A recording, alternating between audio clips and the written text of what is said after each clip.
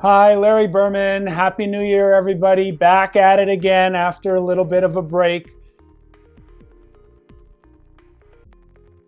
Well, here's what's on my radar this week, and I think everybody's radar, and that's the events in Washington, D.C. And thankfully and hopefully, this is the last time I'm going to be mentioning, certainly in a video like this, the name of the President of the United States and Trump's legacy.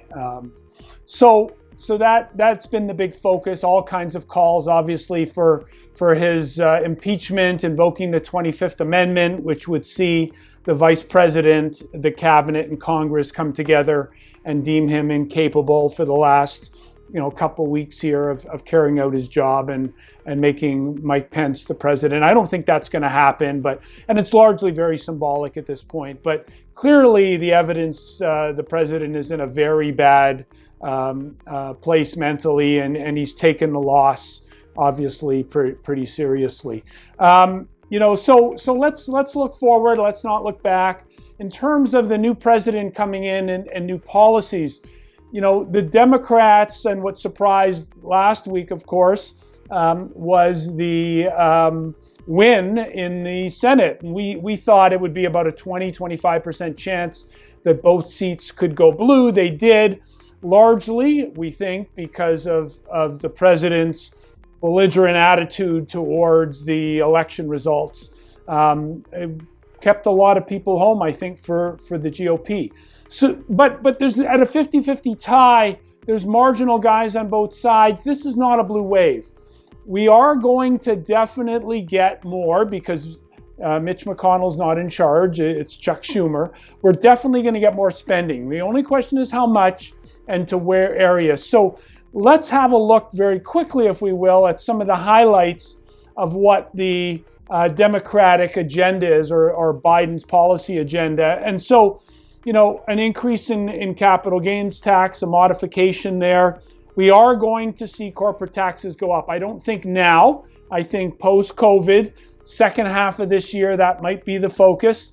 So, implementing an additional spending bill now and something more significant later. They may try to wrap it all in together. It wouldn't surprise me from Nancy Pelosi to see them pull some political strings to do that. Ultimately, they have to pay for this, but it would be the implementation of those higher taxes down the road. That could spook Wall Street for sure. $175, we're coming up on earnings. So 175-ish, 174 and change, the number of the bottom-up consensus of analyst expectations for this year. Next year number in the 190. If we get that tax rollback from 21% to 28%, you're looking at almost no earnings growth in 2022 on the corporate side. So you have some of those headwinds ahead of us. They're going to spend more money, but they got to pay for it. So we do think taxes are going to go up. Taxes are going to go up for income earnings over $400,000. That's a no-brainer. That one should happen. You can't get a lot of pushback from the Republicans on that. It would just be all about them and their friends, and that's not going to happen. And Trump's core supporters are few and far between these days. So we're going to see that. We're not going to see a massive Green New Deal, although they're going to try to implement as much as possible. You're not going to see a $4 trillion spend there, but they are going to propose a package over the next decade that probably costs $2 to $3 trillion. And you're going to get a lot of rhetoric around that for sure. Bernie Sanders is not going to get a cabinet post. That was never expected. They can't afford to take, even in a strong seat like Bernie's, they can't afford to take a senator, Democratic senator out. They can't even afford to take a congressperson out at this point for risk of losing a seat. Almost certainly in the midterm elections, we're going to swing back to the Republicans controlling Congress, and certainly in the House. I'm not sure about the Senate. But so a lot of changes to come. What Biden is trying to implement needs to happen in the next 2 years. We have this COVID window. All these things come into play. So it's going to be a lot about policy the next few months. And one of the things that market's looking forward to is more spending, more reopening. I think the bear and bull trade of the week is largely centered around policy, something very, very simple.